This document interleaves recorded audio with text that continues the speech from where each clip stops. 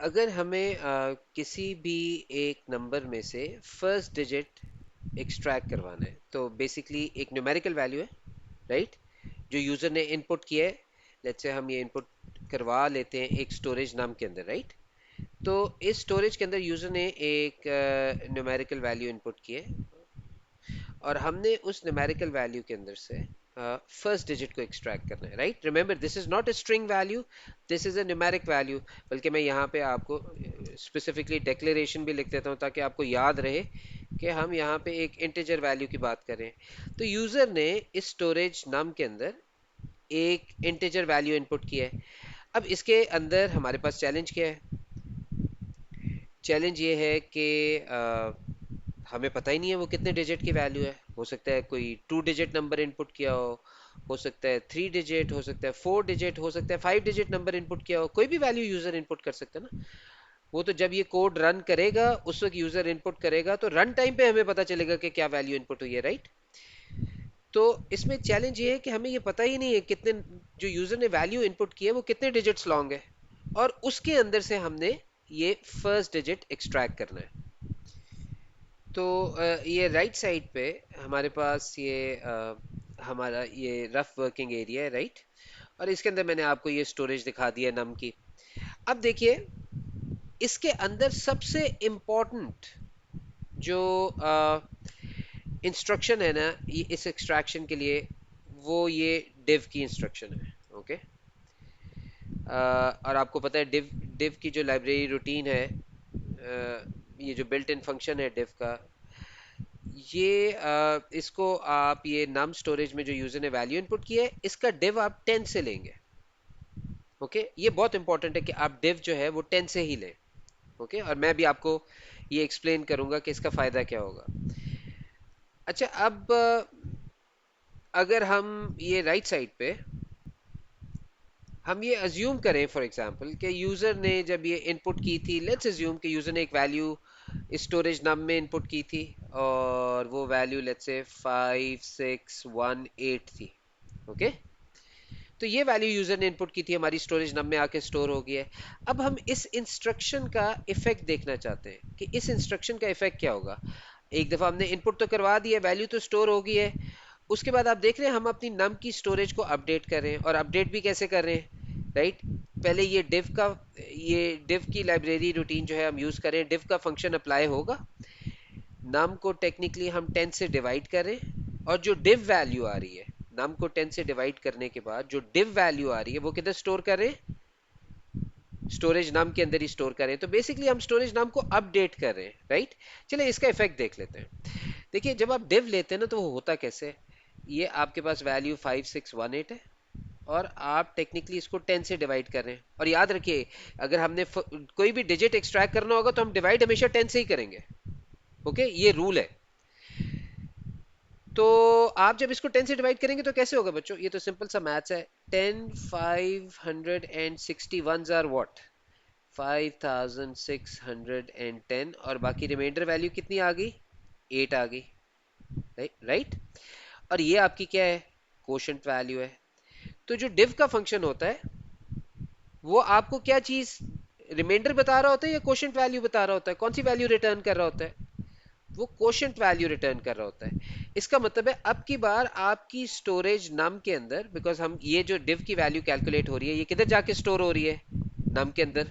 ये आप assignment operator देख रहे हैं ना, ये वैल्यू किधर जाके स्टोर हो रही है? नम के अंदर स्टोर हो रही है। इसका मतलब नम अपडेट हो जाएगा। तो नम के अंदर कौन सी वैल्यू जाके स्टोर होगी? ये कोशंट वैल्यू, ये वाली कोशंट वैल्यू नम के अंदर जाके स्टोर हो जाएगी। तो अब आप देख सकते हैं कि नम के अंदर जो अपडेटेड वैल्यू आई है वो 4 डिजिट्स की बजाय कितने डिजिट्स की रह गई है? 3 डिजिट्स की रह गई है। तो ये अभी आपने इसको 10 से div लिया था, div ने क्या किया है? वो क्वोशंट वैल्यू रिटर्न कर दी है और एक डिजिट रिड्यूस हो चुका हुआ है। और div भी आपने 10 से लिया था, ये याद रखिए। 10 से div लेंगे तो ऐसे होगा, ओके? तो अगर हम अब ये जो हमारी अपडेटेड वैल्यू है नम की, राइट, लेट्स से इस पे दोबारा से div लेते हैं तो फिर क्या होगा?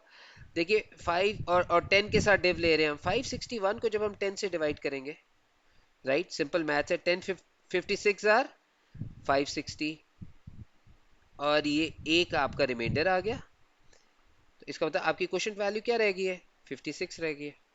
एक डिजिट और रिड्यूस हो चुका है, आपने ऑब्जर्व किया।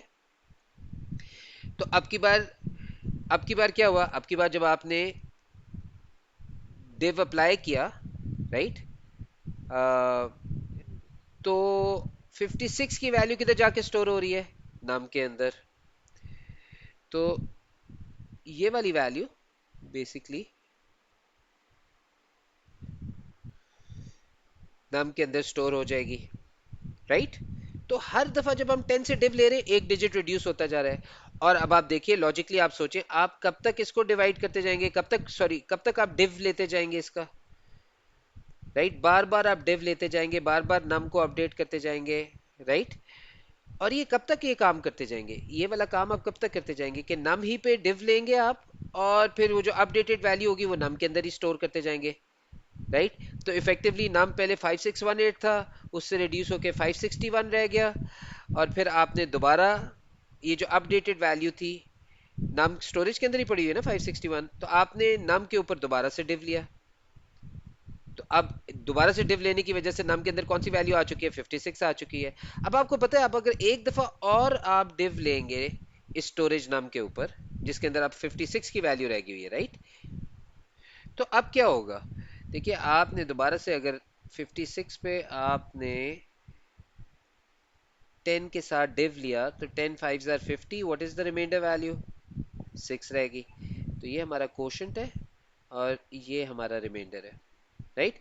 तो अब की बार ये 5 की वैल्यू जो है, ये जाके स्टोरेज नाम के अंदर सेव हो जाएगी। क्या अब फिर से हमें क्या कहते हैं, इस वैल्यू के ऊपर डिव अप्लाई करना चाहिए? नहीं करना चाहिए, क्योंकि ये हमारा फर्स्ट डिजिट आ चुका है। और बेसिकली देखिए, ये हमारे पास वो 4 डिजिट वैल्यू थी, हम उसको रिड्यूस करते गए, पहले 8 उड़ गया, फिर ये 1 उड़ गया, फिर 6 उड़ गया, एंड में हमारे पास सिंगल डिजिट रह गया। हमें कैसे पता चलेगा ये सिंगल डिजिट वैल्यू रह गई है? अगर ये वैल्यू लेस देन 10 है, तो फिर इसका क्या मतलब हुआ? सिंगल डिजिट होगी। लेस देन 10 कौन सी वैल्यूज होती हैं 0 से लेके 9 तक, राइट? सिंगल डिजिट वैल्यू होगी अगर लेस देन 10 है। तो इसका मतलब ये, अगर हम ये वाली ये जो div है, ये वाला फंक्शन हम तब तक अप्लाई करते रहे जब तक हमारे पास सिंगल डिजिट वैल्यू ना रह जाए, तब तक हम बार बार रिपीटेडली div अप्लाई करते जाएं। और जैसे ही हमारे पास एक सिंगल डिजिट वैल्यू आ जाए जो कि लेस देन 10 हो, तो हम अपनी लूप को रोक दें, राइट। ये बात समझ आ रही है ना? तो बेसिकली हम करना क्या चाह रहे हैं, हम यूजर से एक दफा इनपुट लेंगे, उसके बाद एक लेट से वाइल लूप लगाते हैं, और वाइल लूप में हम क्या चेक करते हैं, क्या हमारी स्टोरेज नम में पड़ी हुई value greater than equal to 10 है?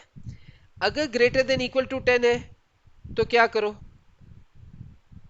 नाम को अपडेट कर दो। और नाम को कैसे अपडेट करेंगे? div फंक्शन की वजह से, div लाइब्रेरी रूटीन की मदद से, राइट। और उसके बाद हम क्या करेंगे, बस यही एक काम करना है।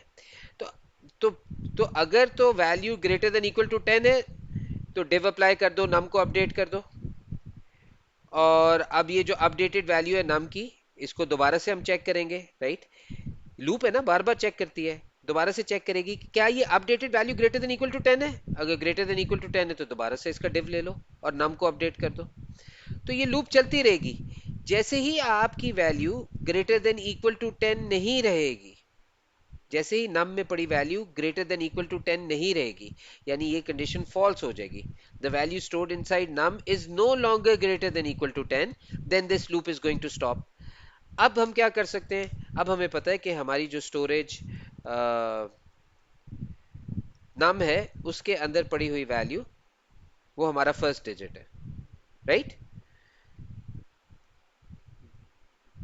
ये बेसिक सा कोड है और ये हमेशा चलेगा। अगर आपने फर्स्ट डिजिट एक्सट्रैक्ट करना है, चाहे आपके पास यूजर 3 डिजिट लॉन्ग नंबर दे दे, चाहे 5 डिजिट लॉन्ग नंबर दे दे, तो ये ऐसे ही होगा।